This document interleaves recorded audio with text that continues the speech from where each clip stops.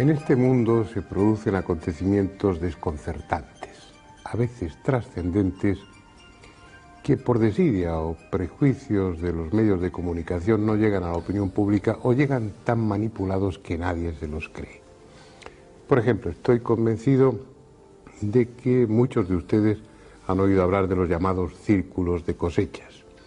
Esa serie de formaciones geométricas, en gran parte circulares, que en estas últimas décadas han ido apareciendo en diferentes lugares, sobre todo en el sur de Inglaterra.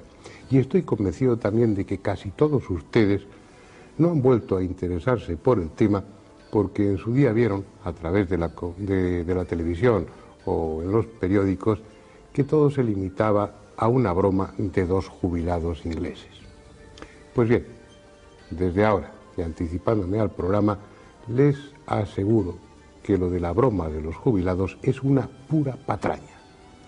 El fenómeno no solo es auténtico, sino que a lo largo de esta última década ha ido adquiriendo unas dimensiones tales, de una complejidad, de una riqueza de contenido, que yo me atrevería a calificarlo como uno de los acontecimientos más importantes con los que se enfrenta la humanidad en este fin de milenio. Ustedes lo juzgarán cuando vean el documental que les mostraremos a continuación. En él intervienen dos de los mejores expertos en esta cuestión, en los círculos de cosechas, el ingeniero inglés Colin Andrews y el antropólogo alemán Michael Hessemann. Pero también contaremos aquí en el despacho con dos invitados que nos aportarán su experiencia, su opinión, sus conocimientos, también muy importantes, sobre lo que se ha dado en llamar círculos de los campos de cultivo o círculos, aunque no sean todos ellos círculos, ni mucho menos, de las cosechas. Yo que ustedes no me lo perdería.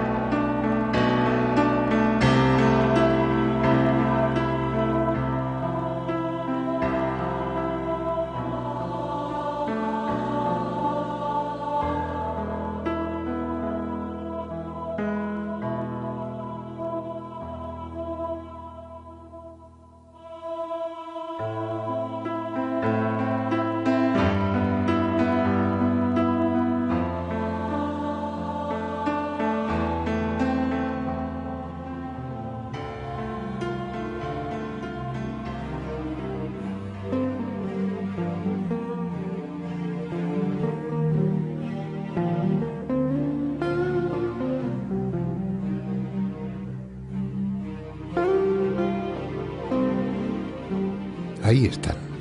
Son los llamados crop circles, los círculos del trigo o círculos de las cosechas que comenzaron a aparecer al principio de la década de los 80 en el sur de Inglaterra y que con el transcurso de los años han ido extendiéndose a otros países al tiempo que adquieren cada vez mayor complejidad y perfección. Un fenómeno del que la mayoría de la población mundial no tiene la menor idea, o a lo sumo, ha oído hablar de ello como una curiosidad que, según se explicó después por televisión, se reducía a una simple broma de dos jubilados ingleses.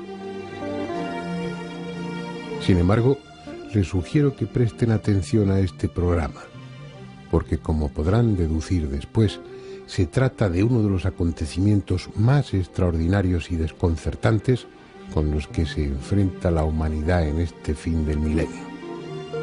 Entre sus características insólitas está la periodicidad. Cada año, en la misma época y en la misma zona, los círculos de las cosechas hacen su aparición. Al punto que, además de a los investigadores, Atraen a todo tipo de curiosos, que los graba o fotografía desde avionetas alquiladas como si se tratase de una atracción turística más. Esa regularidad y su carácter tangible, se trata de algo que puede tocarse o medirse, hacen del fenómeno una materia idónea para su investigación. No hay que basarse en la credibilidad de un testigo o en el análisis técnico de fotos y filmaciones, como en el caso de los ovnis.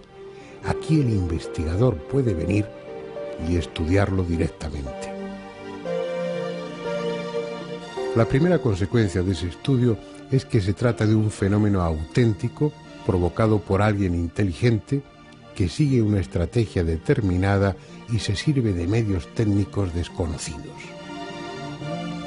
Por eso sorprende que la comunidad científica no se haya interesado por el tema, al menos oficialmente, ignorándolo o tratándolo de forma despectiva, a no ser que prefiera mantenerse al margen para así no verse obligada a admitir públicamente que, como iremos viendo después, nos hallamos ante algo que está rotundamente fuera del alcance de la tecnología humana actual.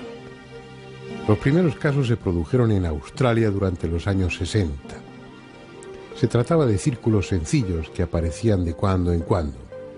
En la década siguiente ya comenzaron a verse en otros países, y no solo aislados, sino también en agrupaciones de 3 o más círculos. Fue al final de los años 80 cuando se produjo una auténtica eclosión, sobre todo en el sur de Inglaterra. Y a partir de entonces, ya de forma vertiginosa, el número ha ido creciendo, la complejidad de los dibujos ha aumentado extraordinariamente y su contenido se manifiesta cada vez más claramente como lo que ya algunos sospechaban desde el principio: auténticos mensajes, una forma de comunicación.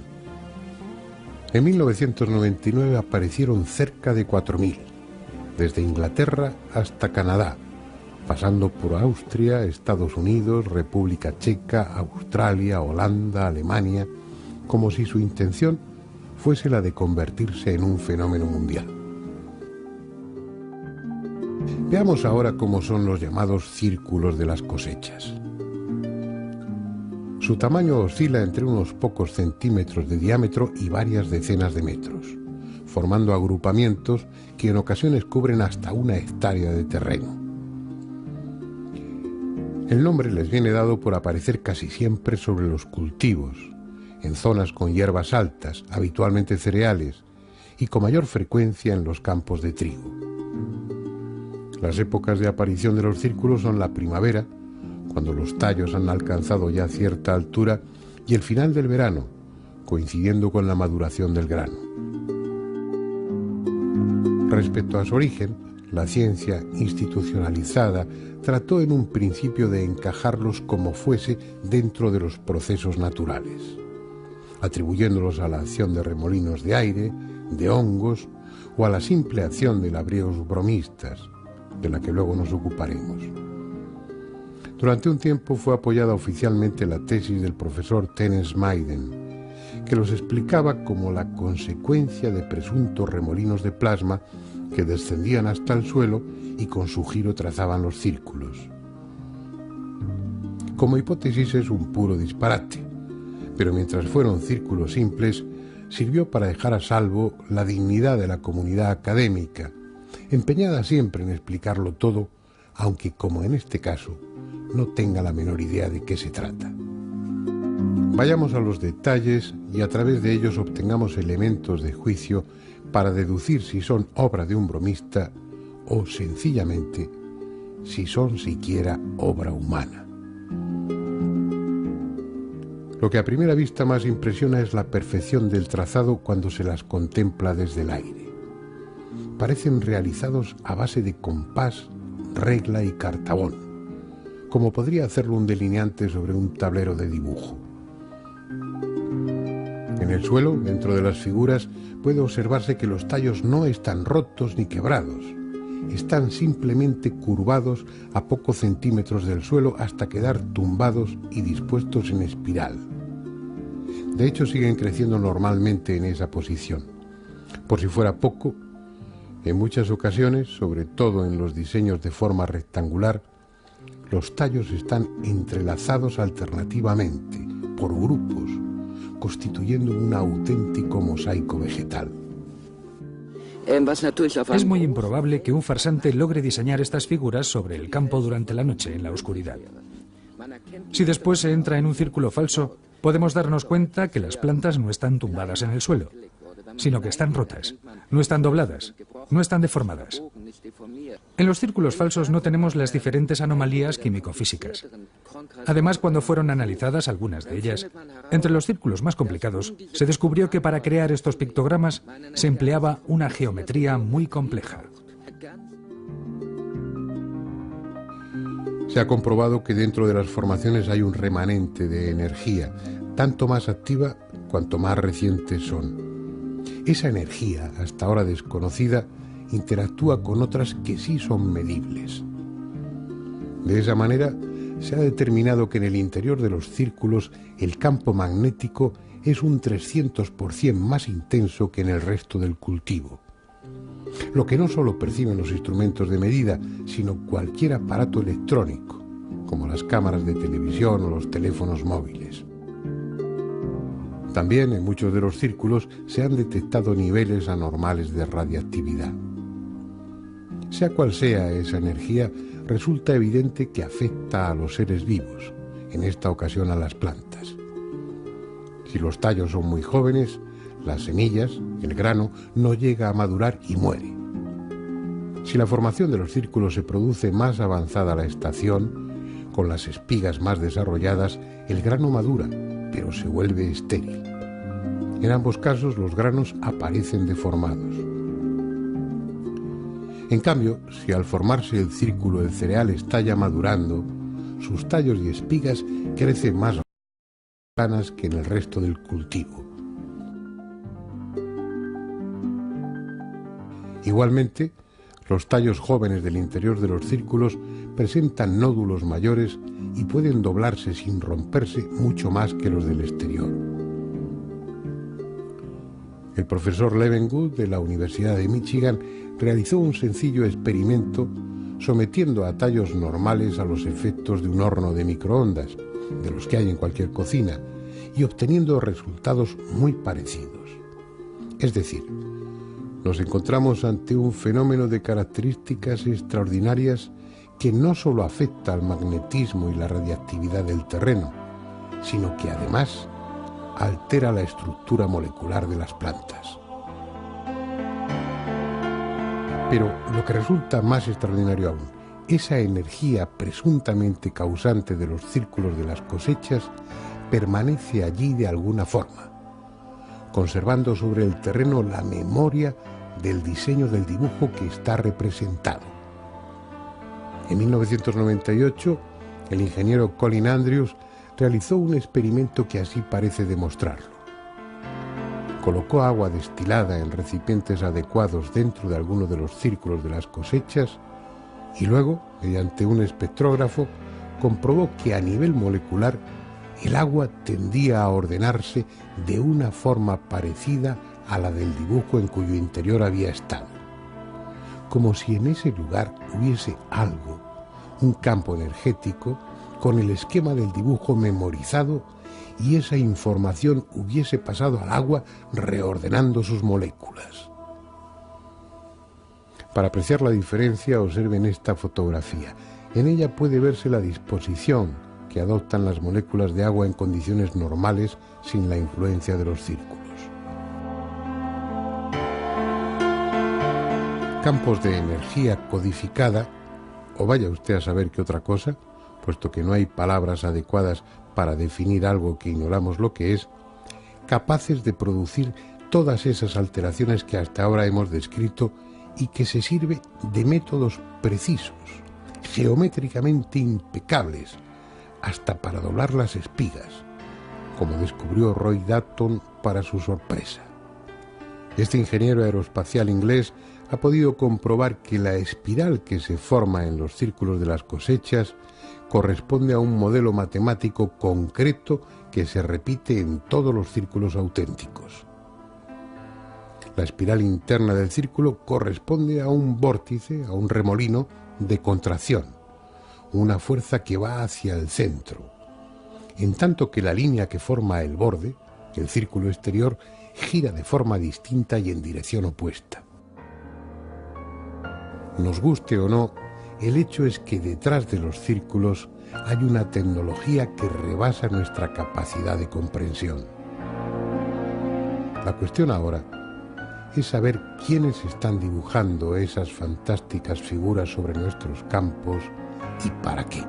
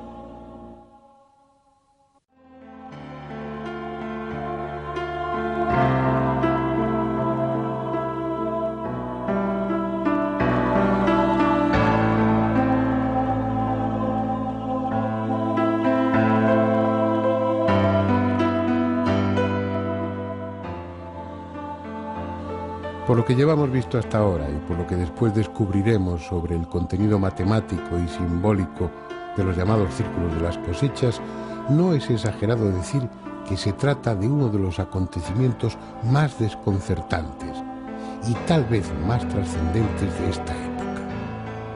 Sin embargo, paradójicamente, y como les comentaba al principio del programa, en la opinión pública ha quedado la idea de que todo se reduce a una simple broma. Así que antes de seguir adelante, dejemos resuelta esa cuestión.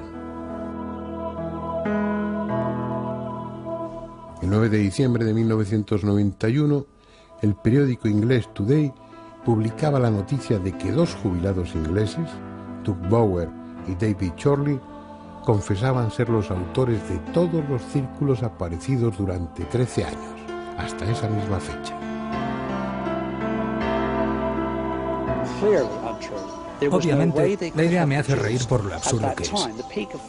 Me pregunto cómo puede ser concebida la idea de que dos ancianos de cerca de 65 años puedan cumplir el milagroso trabajo de imprimir 15 perfectos diseños, grandes centenares de metros en un solo día y en diversas partes del país británico.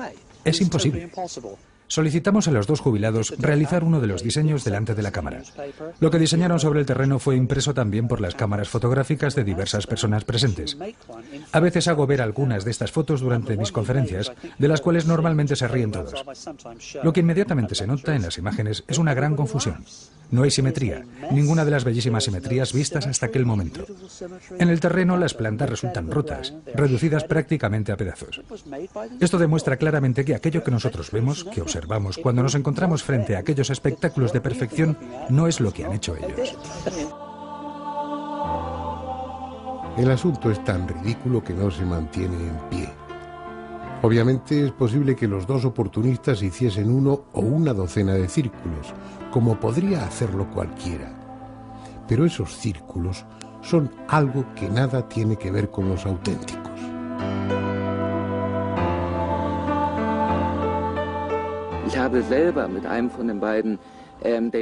He hablado con uno de los dos, Dave Chorley, y me han confesado que ellos han visto tantos círculos en el grano que no tienen ni idea de quién puede hacerlos y que ellos primero han observado el fenómeno y después lo han reproducido. De hecho, sus círculos en el grano son las copias ridículas del fenómeno original. Cada investigador ha reconocido que ellos son falsos.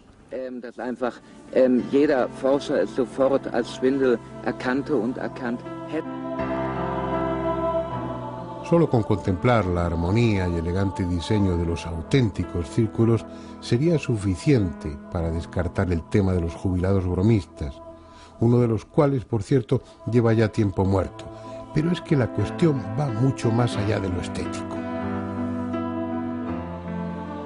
Por ejemplo, en varios de los dibujos complejos, sus autores, sean quienes sean, se han servido de la progresión matemática de Fibonacci, en la que un número es la suma de los dos anteriores. De esa manera, en los conjuntos de círculos, el diámetro de cada uno de ellos es igual a la suma de los diámetros de los dos círculos precedentes. Por si acaso hubiera alguna duda sobre su intencionada utilización de conceptos matemáticos concretos y reconocibles por nosotros, esos desconocidos diseñadores también se sirven en sus elaboradas figuras del número áureo, una proporción geométrica determinada, inconfundible, que algunas culturas antiguas como la egipcia consideraron sagrada y que desde entonces ha apasionado a artistas, filósofos o arquitectos, que ven en ella la expresión máxima de la armonía en el universo. De hecho, la naturaleza se sirve de esa proporción áurea para muchas de sus obras, desde la espiral de caracolas marinas hasta la de algunas galaxias.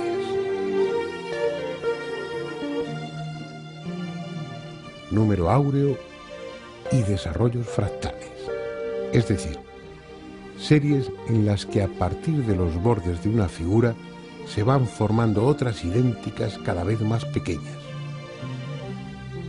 Un concepto matemático de vanguardia que también está presente en los círculos de las cosechas desde el principio de los años 90, en que comenzaron a aparecer figuras que eran auténticos diagramas fractales. Diagramas tan complejos que son imposibles de calcular sin la ayuda de un ordenador, pero que están ahí, a escala gigantesca, sobre los campos de cultivo. Quien quiera puede atribuirlo a la casualidad, pero el hecho es que el primero apareció el 13 de agosto de 1991 en las inmediaciones de Cambridge, sede de la famosa universidad en la que precisamente daba clase el matemático Benoit Mandelbrot, el descubridor de los diagramas fractales. Mandelbrot set itself is, as you know, a fractal, and it represents that state which exists. La serie de Mandelbrot es un fractal. Representa una fase existente como una geometría. Las computadoras lo colocan en un esquema representando unas condiciones que indica el verdadero límite entre el orden, así como lo conocemos, y el caos.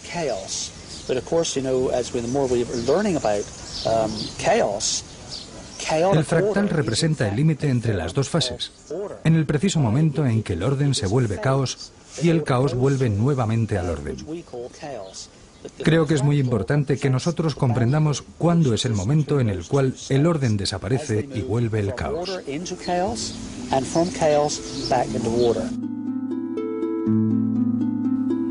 Unas representaciones precisas, exactas pese a su extraordinaria complejidad y que, como todas, han aparecido de la noche a la mañana, o mejor aún, de un momento para otro, como afirman muchos testigos.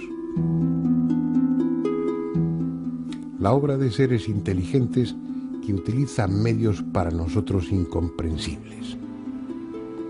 No es extraño que buen número de investigadores asocien los círculos al fenómeno ovni, sobre todo si se tiene en cuenta que en más del 20% de los casos, en los alrededores de los dibujos o sobre ellos, se han visto objetos volantes no identificados e incluso han sido fotografiados o filmados. Pero de entre todas esas posibles evidencias hay una verdaderamente espectacular. Fíjense bien en ella. Es una grabación en vídeo realizada el 11 de agosto de 1996 a las 5 de la madrugada, cerca de la localidad inglesa de Oliver Castle, por John Bybel, uno de los muchos aficionados que investigan el fenómeno por su cuenta. Se ve claramente como unas pequeñas esferas luminosas sobrevuelan el cultivo y en él aparece casi inmediatamente una figura compleja con círculos y líneas rectas. No hay herramientas, no hay personas doblando los tallos de cereal. Solo hay unas rápidas esferas moviéndose a poca altura y bajo ellas, como algo mágico, un nuevo pictograma que se forma en el transcurso de unos pocos instantes. Como era de esperar, el vídeo ha provocado las más diversas reacciones y algunos investigadores ponen en duda su autenticidad. Sin embargo, el experto norteamericano en este tipo de análisis, Jim Dilettoso, no ha encontrado evidencia alguna de fraude. Mi opinión sobre el vídeo de Oliver Castle es que no existen evidencias de falsificación. El punto clave es si la imagen del vídeo de Oliver Castle fue hecha en forma digital, con la palabra digital. Quiero decir que se haya usado una computadora para hacerla. En el intervalo vertical de la copia que tenemos no hay prueba alguna de que la imagen haya sido digitalizada. En conclusión, el punto es que no encuentro evidencias de falsificaciones en el vídeo de la formación de los círculos en el grano de Oliver Castle. Encuentro, en cambio, muchas cosas interesantes y sorprendentes que me hacen pensar que puedan ser imágenes reales y que deberían ser estudiadas más profundamente. En cualquier caso, el pictograma que aparece en el vídeo es real. Y ese tipo de esferas ha sido visto en otros lugares de círculos por diferentes testigos. Al decir esferas, como al decir ovnis, no sabemos exactamente a qué nos estamos refiriendo. Simplemente es algo que nada tiene que ver con nuestros conocimientos científicos y con nuestra tecnología. Algo que puede venir de muy lejos o que puede estar aquí desde siempre. El hecho es que ese algo está dejando sobre los campos de cultivo un mensaje cada vez más amplio y complejo que apenas empezamos a descifrar y en el que hasta es posible encontrar referencias musicales. Al menos eso es lo que se desprende del trabajo realizado por el norteamericano Hawkins, que ha comprobado que la relación geométrica que hay entre las figuras contenidas en algunos pictogramas es idéntica a la relación matemática existente entre dos notas de un piano. Dicho de otra manera, algunos de los dibujos de los campos de cultivo son la representación de un sonido. Diagramas fractales y ahora sonido, quién sabe si música. Parece que es el momento apropiado para volver al despacho y reflexionar sobre ello con un experto.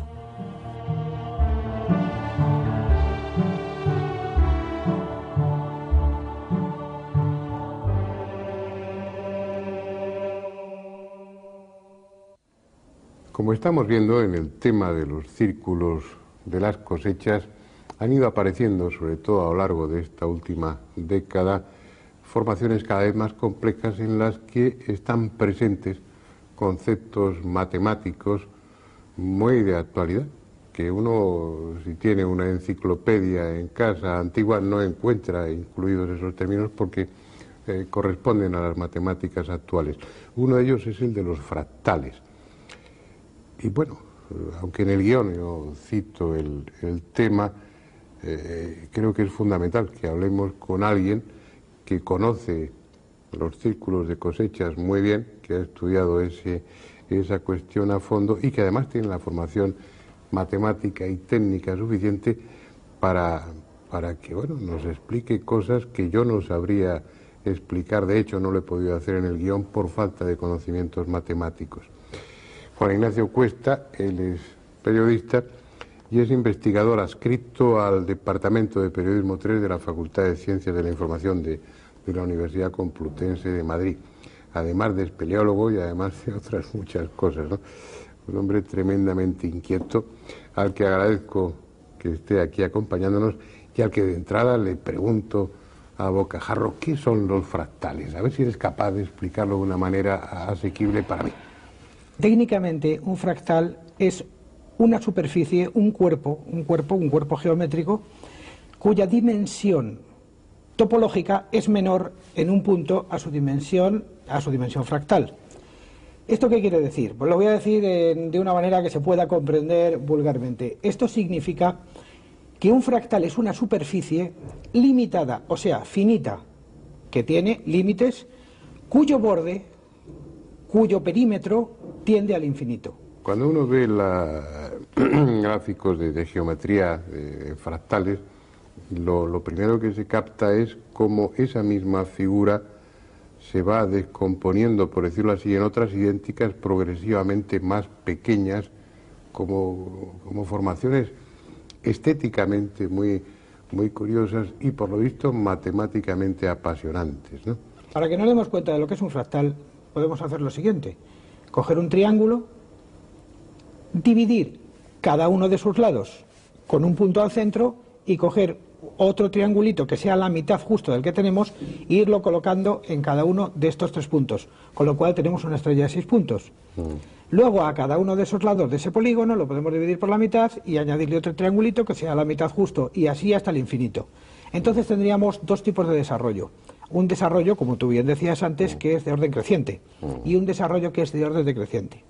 ¿Por qué se denomina fractal? Por la gran fractura que presenta cuando llegamos, digamos, a la generación dramática, cuando ya no se puede llegar más, cuando estamos alcanzando los bordes del infinito y prácticamente la generación de estas figuras se nos escapa de los ojos y de la mente. Tú conoces bien el tema de los círculos de cosechas. ¿Hay ahí representaciones geométricas que tengan que ver con los fractales?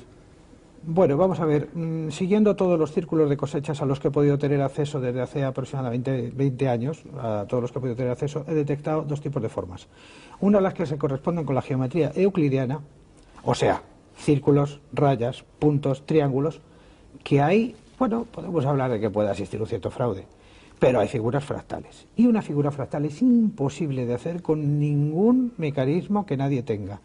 Haría falta tal cantidad de gente, tales instrumentos de precisión, y tengamos en cuenta que cuando se empezaron a aparecer las figuras fractales, o lo que denominan los adeptos, los abecedarios fractales, o las tipologías fractales, no había GPS. Por lo tanto, es dificilísimo poder desarrollar un círculo que se desarrolla en 160 o 170 metros, formado de polígonos fractales de una dimensión mínima, que vistos desde el aire son absolutamente perfectos, corresponden a fórmulas matemáticas, y que a mí no se me ocurre cómo ninguna persona puede llegar a construir un mecanismo tecnológico que le permita hacer eso y con esa perfección. Cabe la posibilidad, y perdona que insista, en que desde un helicóptero, un matemático provisto de los instrumentos más de vanguardia que pueda haber, y un equipo de topógrafos, ingenieros abajo en el suelo, siguiendo las instrucciones, realicen algo así?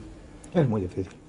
Es muy difícil porque además un helicóptero sobre un círculo, o sea, sobre un campo de cereal, todo el mundo sabe que produce una serie de huellas, una serie de fracturas. Sí, no, lo digo, y además estaríamos hablando de una multitud de obreros especializados que no dejarían círculo, que no dejarían ni rastro del campo de cultivo entero. Vamos a pensar, por ejemplo, en el círculo de Avebury de 1996.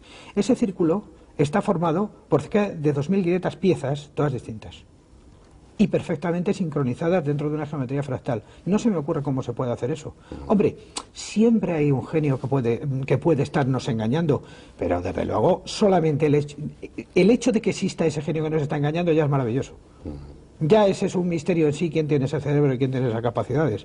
Con toda la experiencia que tú tienes, ¿qué crees que es eso? ¿Quién crees que lo hace y para qué lo hace? Yo personalmente aquí tengo que ser muy humilde, tengo que ser muy sencillo y practicar el reconocimiento de que me resulta muy difícil entenderlo. Lo que pasa es que hay muchas teorías. Hay una teoría que se refiere a la energía de la Tierra, hay otra teoría que se refiere a las famosas líneas de Hartmann, la misma energía de la Tierra pero ya más o menos entutorada. Está la teoría de los ovnis, está la teoría, por supuesto, de los fraudes. A mí hay una teoría que me gusta, la de Lovelock, es yo creo que la que más me gusta. Es, de alguna manera, es una emanación que la Tierra hace por su parte más débil Igual que en el mar, que también es una parte, digamos, blanda o que puede graficar cosas, el mar nos trae imágenes pluriformes de miles de cosas. Los círculos de cereales, que son débiles, que son manipulables por energías muy sutiles, la Tierra ahí nos está contando algo de sí mismo. Estás hablando de una Tierra inteligente y con sentimientos. Hombre, es que la Tierra nos está dando un mensaje de su propia creatividad y yo quiero por lo menos entenderlo así. Si se me acusa de ser excesivamente crédulo, de establecer una hipótesis, digamos, poco sostenible, por lo menos mi imaginación o mi literariedad me hace que yo me crea de momento esa teoría, porque es la única a la que de momento soy capaz de agarrarme. ¿Ves tú en el transcurso de los años, desde que empiezan a aparecer los primeros más sencillos, a sobre todo lo que ha sucedido en estas 2 últimas décadas y especialmente a partir de los 90, ves una progresión en la calidad o en la profundidad de los mensajes o en la complicación de ellos? Sí, hay una progresión, es evidente. Es como si quien los está haciendo tuviera una intención comunicativa y haya descubierto que está comunicándose y por lo tanto se está produciendo un flujo, una transferencia de conocimientos. Se produce comunicación cuando se produce el círculo entre el emisor y el receptor. Quien esté detrás, lo que esté detrás del círculo de cereal, detecta de alguna manera que esto está llegando y entonces va perfeccionando su mensaje, quizá haciéndolo crecer, haciéndolo más inteligible, haciéndolo más comprensible, en el supuesto de que hay personas que ya lo pueden entender o que se han preocupado por ello. Podemos quizá afirmar que llevan apareciendo círculos de cereal que no hemos visto, digamos, desde que el hombre cultiva cereales. Pero esta es la primera vez que alguien los está empezando a comprender y los está empezando a entender. Y quizá por eso, lo que sea, se esmera. O hasta se puede hacer música con ellos. Hay un experimento que a mí me resultó fascinante cuando lo escuché, cuando me lo dejaste oír, que es, bueno, partir de la geometría o de las matemáticas que hay ahí implícitas en algunos de esos diseños y prestarle sonido, ¿no? ¿Qué es exactamente lo que has hecho? Bueno, la teoría no es mía, la teoría es de un americano, Freddy Silva, y que se basa también en los estudios de Jack Lawlor sobre la geometría sagrada. Midiendo los círculos, llevándolos a un papel, estudiando sus relaciones, aparecen las famosas proporciones áureas, aparecen las famosas reglas de la armonía que descubrió Pitágoras, supuestamente al pasar por una fragua. Empiezan a aparecer todas estas cuestiones. Entonces Freddy Silva dijo, ¿y por qué no ver a qué suenan estas estructuras matemáticas? Y la música que generan es música, esa es la gran pregunta. Es música porque se desarrolla en el tiempo en el sentido horizontal, o sea, tiene ritmo. Y es música porque se desarrolla en sentido vertical, o sea, tiene tonalidad. Que no corresponde a melodías, digamos, memorizables o inteligibles, porque es una cosa de tipo aleatorio, o suena como de tipo aleatorio, eso es verdad. Pero son tan bellas y son tan fascinantes que ahora tenemos un campo de investigación grandísimo, todos los físicos y todos los matemáticos y todos los que estamos con la música. Y yo, humildemente, utilicé uno de estos pequeños programas que establecen estas fórmulas, cogí un par de círculos, cogí sus relaciones y generé cuatro temas basados en esto y que yo les llamo el canto de la tierra. Son el canto de la tierra, esa es la gran pregunta. Bueno. Oye, Juan Ignacio, estoy seguro de que en más de una ocasión tendrás que venir a echarnos una mano en otros programas y para mí, pues, aparte de resultar muy, muy agradable, te estoy muy agradecido por ello. Pero te voy a despedir aquí para que los oyentes y yo, pues mientras vemos unas cuantas imágenes de esos maravillosos círculos, escuchemos unos fragmentos, unos minutos de esa música. Así que, Juan Ignacio, gracias y espero contar contigo en más de una ocasión. Así será. Vamos a ver, vamos a escuchar esa música.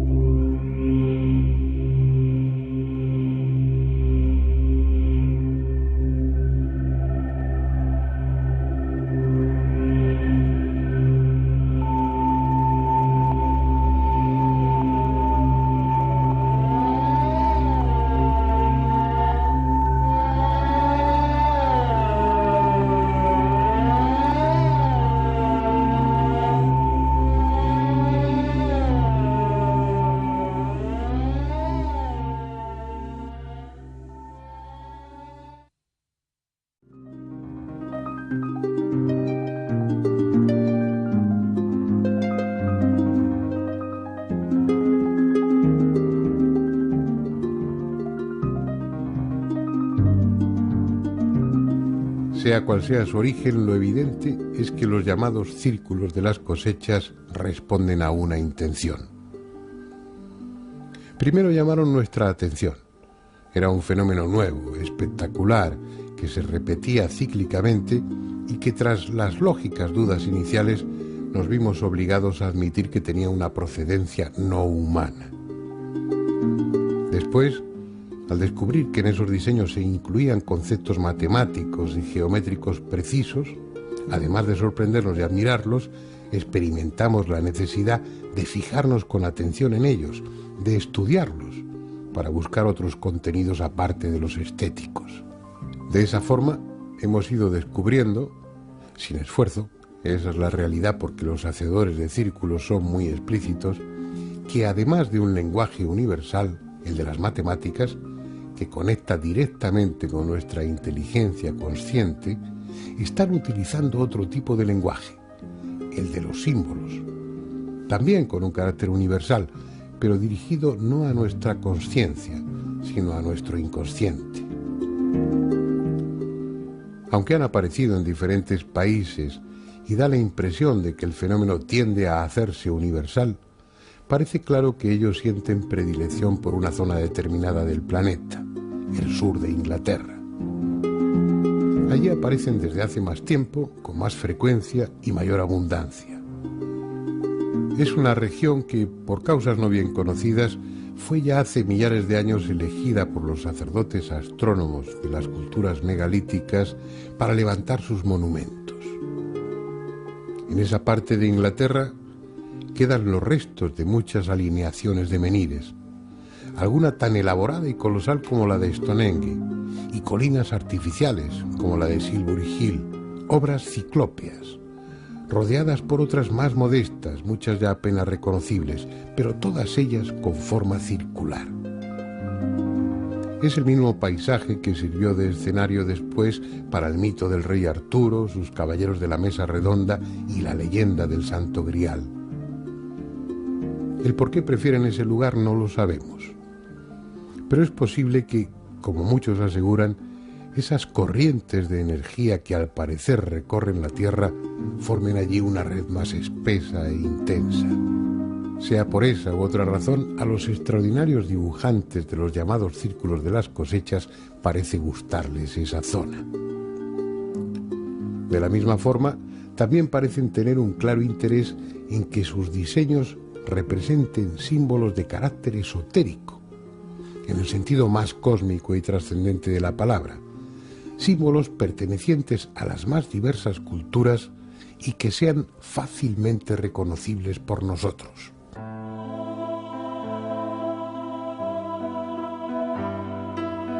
Símbolos que vinculan al hombre con el cielo, a veces tan arcaicos que ya se dibujaban en las paredes de las cuevas prehistóricas,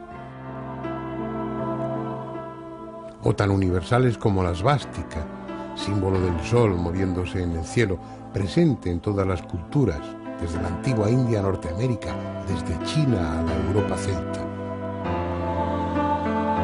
Otros simples, pero que parecen aludir al mismo principio. El sol, con una corona ondulante, como expresión de su movimiento o de su poder generador.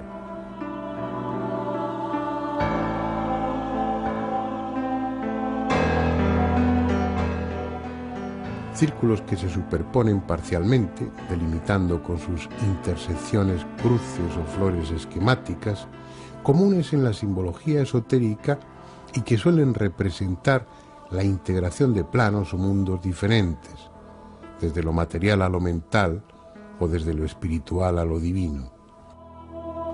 Son interpretaciones elementales de un rompecabezas del que aún nos faltan muchas piezas. O las estrellas de 5 puntas, también frecuentes en los campos de cereales, incluidas dentro de círculos y como parte de diseños complejos. Una estrella pentacular que en el simbolismo esotérico representa al hombre como rey de lo creado, al hombre bajo su aspecto trascendente, como hombre consciente de su origen divino. Especulaciones, tal vez. pero a las que los propios diseñadores de los círculos parecen conducirnos. Porque si unos dibujos resultan ambiguos, otros, en cambio, no pueden ser más concretos.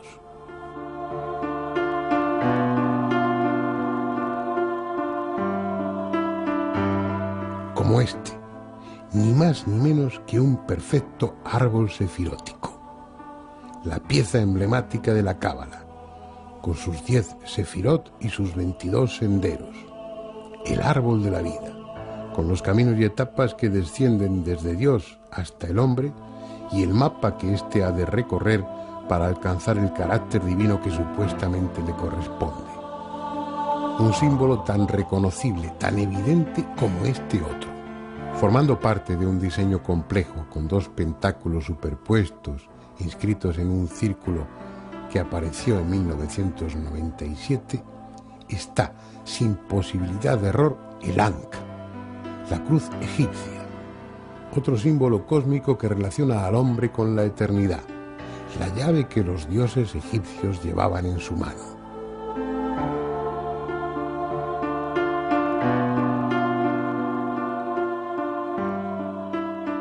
Decenas, centenares de figuras con un presunto carácter simbólico que es evidente en algunas. Mezcladas con ellas, otras cuyo significado parece astronómico, desde la representación dinámica de un cometa hasta la órbita aparente de planetas.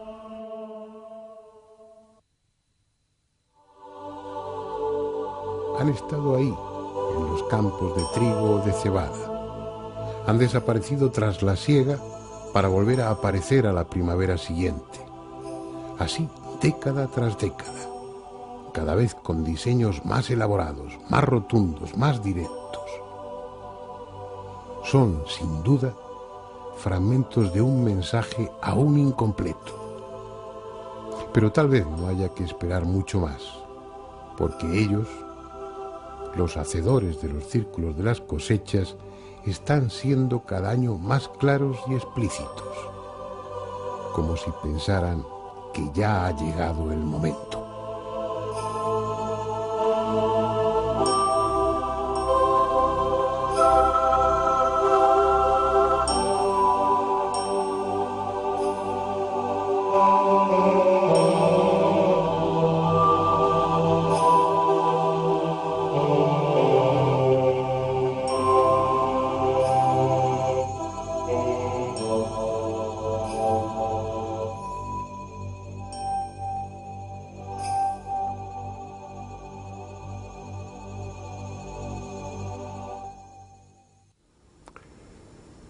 Vamos a seguir profundizando en este tema, a mi juicio fascinante, en los círculos de cosechas. Está claro que eso no es obra de topógrafos, de ingenieros, ni de jubilados. Alguien, no sabemos quién, ni desde dónde, ni por qué medios, está dejando una especie de extenso mensaje que va ganando en complejidad a medida que transcurren los años. Alguien que da la impresión de que nos quiere decir algo. Bueno, yo no tengo respuestas, pero hay personas que han estudiado el tema durante bastante tiempo, que dominan otras muchas materias y que tienen diferentes elementos para confluir en una posible interpretación de ello. Margarita García Vaquero, pues ha sido tan amable de acompañarnos aquí. Ella es psicoterapeuta transpersonal, está metida en el mundo de la empresa, gestión de empresas, marketing, publicidad. Eres una viajera impenitente y estás enganchada con todo lo esotérico en el mejor sentido de la palabra, con ese tipo de mensajes o de avisos o de ilustraciones que a lo largo de la historia se nos vienen dando para que algún día, si somos capaces, lo elaboremos y lo comprendamos, algo así, ¿no? Así lo has definido tú muy bien. Buenas noches. Bueno, cuéntanos, Margarita, ¿qué pintas tú en los círculos de cosechas? Siempre desde que era pequeña me llamó mucho la atención las cosas, por qué estaban las cosas como monumentos megalíticos o pirámides, todo este tipo de construcciones me llaman poderosamente la atención y siempre traté de ver la vida como qué había detrás de las cosas, más que la apariencia solamente, ¿no? Y entonces, viajando realmente creo que es una forma estupenda de conocer todo esto, de pasarlo bien, de crecer y evolucionar de la misma forma, ¿no? De contrastar diferentes culturas. Y fui a Inglaterra más que nada pues por todo el mito, quizás siguiendo el mito artúrico, de Merlín, de los caballeros, y pues aparecí en esa zona de Inglaterra donde aparecen los círculos.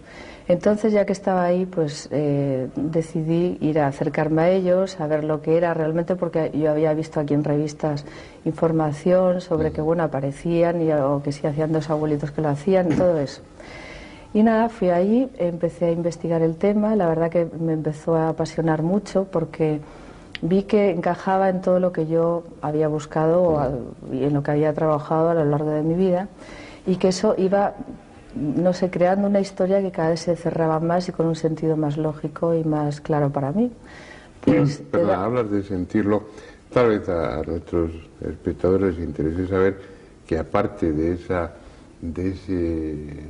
afición o de esa pasión por los símbolos y por lo que hay, lo que te lleva allí pues a estudiar o a vivir los lugares del mito artúrico, del Santo Grial y demás, pues Margarita tiene bastante experiencia y bastante conocimiento en cuanto a las energías de la Tierra. Supongo que tiene relación con Colin Bloyd también. Sí, también. Y que bueno, estás no ya convencida, sino que estás acostumbrada a sentir esas energías, esas redes de energías que se mueven por la Tierra y que algunas personas con el adiestramiento adecuado son capaces de percibir y que tienen que ver también seguramente con todo esto, ¿no? Absolutamente lo creo así, creo que es lo mismo, ¿sabes? Que forma parte del mismo entramado energético que envuelve a la Tierra y a los seres humanos, por supuesto, porque nosotros también somos energía y podemos detectarla solo con practicarlo. Todo el mundo tiene esa cualidad, lo que pasa que dormido, ¿no? Todavía no lo practicamos. Bien, ¿no? Tenemos ahí a Margarita que ha ido siguiendo el mito artúrico, que tropieza con los círculos de cosechas y que se queda a vivir ahí para estudiarlos. Por un lado, pues fui físicamente, al estar físicamente allí y al sentirlo en tu ser, ¿no? Pues indudablemente es muy diferente que verlo en una foto, ¿no? O sea, ya por las dimensiones que ves que hay, la energía que se mueve dentro, con que no entiendas o sepas mucho de energías, luego entras ahí y notas que hay como una resistencia al andar, o sea, algo que hay ahí que no es visible pero que te afecta y lo sientes, ¿no? Entonces, bueno, empecé a pasear por ellos intuitivamente, ¿no? Incluso dormía la siesta, pues lo que se me ocurría, ¿no? Y después iba anotando, pues, y comprando también fotos, porque lo que sí es cierto es que los círculos son tan grandes que si tú entras en ellos no puedes de ninguna manera saber qué imagen es la que estás, porque la complejidad es enorme, el tamaño también. Y, por ejemplo, el año pasado eran ya hasta cuatridimensionales, o sea, había círculos con cubos, con triángulos, todo en dimensiones diferentes. Cada año, o sea, la aparición es mayor y más compleja, ¿no? Entonces, bueno, pues empecé a hacer como quizá un estudio, porque profundidad hay mucha, ¿no? Hay mucha gente, mueve a mucha gente este fenómeno, muchos científicos con unos conocimientos valiosísimos, ¿no? Pero yo me centré más en darle un sentido general a todo, ¿no? Y entonces empecé a recopilar información según fotos, según sitios que estaba de otros años, de esos años, y hacer un poco un currículum, digamos, del hecho. Y entonces empecé a llegar a diferentes conclusiones. Por un lado, la información. ¿Qué información tienen? Pues aparte de que son figuras geométricas preciosas, muy bonitas, y que muchas las reconocemos como símbolos de magia de egipcia o similares, pues empecé a ver que había también, por ejemplo, eso, o sea, todo lo que es alusión a culturas ancestrales. Después empecé a ver que había matemáticas, sobre todo fractales, había unas fractales impresionantes, ¿no? Sobre todo la de Mandelbrot, que fue la primera que apareció. O sea, matemáticas, referencia a civilizaciones antiguas. Después, ubicación de la Tierra en el sistema solar y los planetas cercanos a la Tierra, como son la Luna, Mercurio, Venus, la Tierra, Júpiter y Saturno. Esos aparecen representados. Esos aparecen representados ahí. que es una curiosa analogía con la geometría sagrada, que también es otro grupo de información que hay, porque es la misma información, ¿no? O sea, te das cuenta que, por ejemplo, en Stonehenge, yo después de ver eso digo, bueno, voy a ver las medidas de Stonehenge, a ver qué hay ahí, cómo es su estructura, además. Entonces veías que también ahí están los planetas ubicados de esa manera, ¿no? O sea, que ahí ya es un sitio, un lugar en el cual esa información está contenida, ¿no? Entonces ya ves primera analogía con eso. Después también hay códigos genéticos, todo lo que se refiere al ser humano, ¿no? Códigos genéticos, cambios en códigos genéticos, frecuencia 12. Después también muestran relaciones que están defectuosas en ADN, en cadenas moleculares, o sea que hay un conocimiento ahí profundísimo a esos niveles.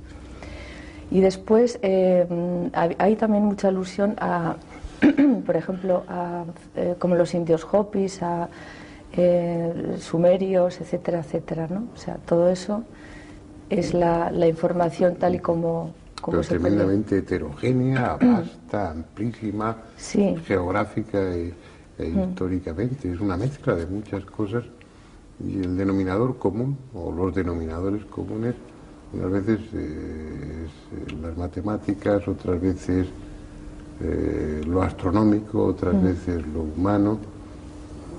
¿Qué sentido tiene todo eso? Pues para mí es un sentido, como decir, una ubicación general de todo, ¿no? Es decir, por un lado, ¿dónde estamos? En un planeta, que es la Tierra, que está en el sistema solar, y esta es su ubicación. Aquí están los planetas más cercanos, aquí está la galaxia, porque también hay grandes referencias a la galaxia. El giro espiral como energía le da mucha importancia y es muy importante. Y aparte de todo esto, también el ser humano, o sea, con sus cambios de conciencia, hay muchas alusiones al laberinto del ser humano, ¿no? O sea, como cambios de frecuencia, conciencia.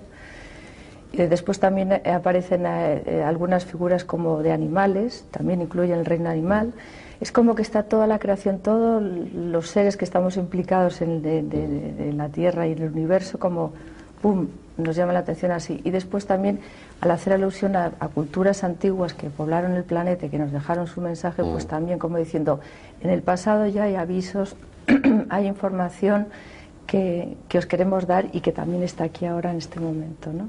Entonces yo haría un poco una biblioteca viviente de la historia del hombre y de los seres que le han acompañado en su evolución, tanto planetarios como de otros reinos, ¿no? Bien. Bueno, ahora vamos a la intención. ¿Qué deduces? ¿Qué piensas? Que es una llamada al cambio actual que estamos viviendo, ¿no?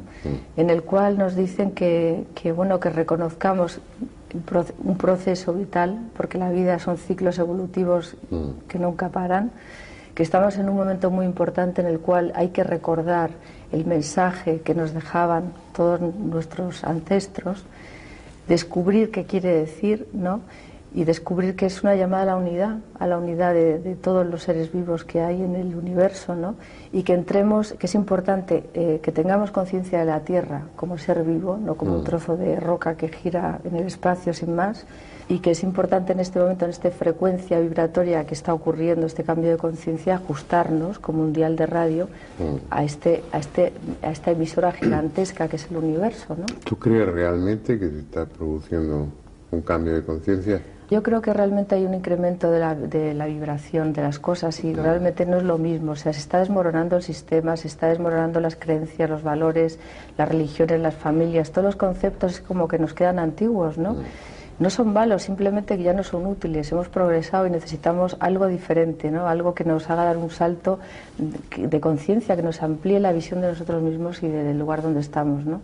Y yo creo que es lo que está pasando, por eso no estamos cómodos. ¿Por qué ahora todo es crisis, crisis, crisis? Crisis es cuando el lugar donde estabas y que antes te era válido, donde te apoyabas, donde te sentías seguro, ya no te vale. Entonces necesitas buscar algo nuevo que por un lado no sabes lo que es todavía, pero entonces estás como un pie en cada lado, sin saber bien dónde, pero sabiendo que aquello no funciona. Entonces creo que eso es una verdad y una evidencia general y creo que es así, ¿no?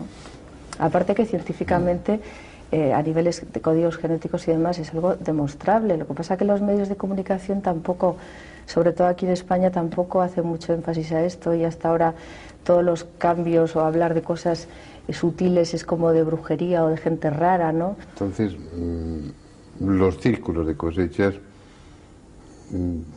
lo que inducirían es a la reflexión, no es que haya ahí un mensaje que literalmente tenga una traducción en el que diga humanos, cuidado, no, es algo que nos invitaría a hacer ese tipo de reflexiones que tú haces ahora. Sí, yo creo que sí. Además, yo pienso claramente que los círculos como forma son unos arquetipos muy potentes, y entonces tienen una energía que, aunque no nos demos cuenta y aunque no queramos, están actuando en nuestros códigos genéticos, en nuestras células y en nuestra mente inconsciente. Entonces esa parte de nosotros que normalmente está tapada, que no queremos ver porque solamente actuamos con la mente, con lo que conocemos y nos hace sentir seguros, pero eso opera en nosotros, queramos o no. O sea, nos está afectando muchísimo, y yo creo que está abriendo muchas memorias, muchos cambios en muchas personas que están resonando a eso, aunque no entiendan lo que quiere decir ese dibujo en concreto, ¿no? Pero sí está afectando esa parte que sí lo entiende. Margarita, me comentabas antes de iniciar la charla que cuando das una conferencia sobre el tema de los círculos, las primeras preguntas que te suelen hacer en el coloquio es, bueno, ¿y quién hace esas cosas? Yo creo que los espectadores, que ustedes y yo, estamos también haciéndonos la misma pregunta durante todo el programa. Yo no sé si tiene la respuesta, pero cuando menos tendrás una opinión. Bueno, sí, eso desde luego tengo mi opinión subjetiva, que es simplemente mi opinión, lo que yo he vivenciado y mis conclusiones. Eso es personal. Entonces, yo creo que realmente para mí me llevó lo primero a acercarme mucho a la Tierra como ser vivo. Entonces la Tierra tiene unos cuerpos igual que nosotros, cuerpo físico, emocional, mental y espiritual, y es un ser manifestado. Entonces, para mí, el cuerpo mental de la Tierra está formado por... es una red de cristal poliédrico maravillosa, es como un copo de nieve gigantesco que flota en el universo, en el cosmos, es como una antena gigante, una emisora de radio, ¿no? Entonces, creo que realmente, si la Tierra puede hacer tornados, puede hacer terremotos y toda esa cantidad de energía tan fuerte que mueve, ¿por qué ella no podrá pensar o escribir sus pensamientos en la Tierra, ¿no? Entonces, para mí es una expresión de ella, puesto que aparecen en ella, si no podían aparecer en otro lado. Y a la vez también es un efecto espejo con otra dimensión. O sea, yo creo que hay hermanos de otra dimensión. Yo realmente creo que existe vida en el universo, no somos los únicos que estamos aquí plantificados. Me parecería, a mí me parece absurdo, me lo ha parecido siempre. Creo que realmente hay muchos planetas habitados, aunque todavía no los conozcamos. Para mí es eso, este fenómeno ocurre, también yo le llamo a veces en plan broma, pero también creo que es así, marketing cósmico, ¿no? Es posible porque todo es posible en este mundo, como estamos viendo, y entre esas cosas que teóricamente son imposibles, pero que resultan ser reales, como los círculos de cosechas, pues bueno, uno acaba pensando, o debiera terminar pensando que no es cuestión de empeñarse, sino de decir ya. Es posible que sea así. De todas formas, los círculos de cosechas están ahí, son mucho más que un fenómeno extraño. Da la impresión de que detrás de ellos, en el fondo de ellos, hay un mensaje, y que ese mensaje no es grandilocuente, sino que ese mensaje debe o debiera resonar en la intimidad de cada uno de nosotros, que es como se producen o se deben producir los cambios en definitiva. Están ahí, ustedes pueden ir, pueden tocarlos, pueden pisarlos, no es algo lejano, son un enigma tangible que está sobre los campos de cultivo, y si no pueden ir, tienen por lo menos los documentos gráficos, las fotografías, las filmaciones, que es posiblemente la mejor manera de verlos, porque la complejidad de todos esos dibujos, bueno, como decía Margarita, desde el suelo no se aprecia, uno solo está viendo las espigas tumbadas, pero no percibe la dimensión de aquello que está pisando. Es decir, tienen elementos más que suficientes para poder pensar sobre ello y bueno, y decidir cada uno si es el momento de ese cambio y si los círculos de cosechas pueden ser el pretexto para ello. Ojalá fuera así. Les esperamos aquí la próxima semana con otro tema que deseamos que sea de su interés, y a Margarita García Vaquero pues le damos las gracias y me temo que en más de una ocasión pues te haremos venir aquí si estás dispuesta a ello para ayudarnos. Hasta entonces y hasta siempre.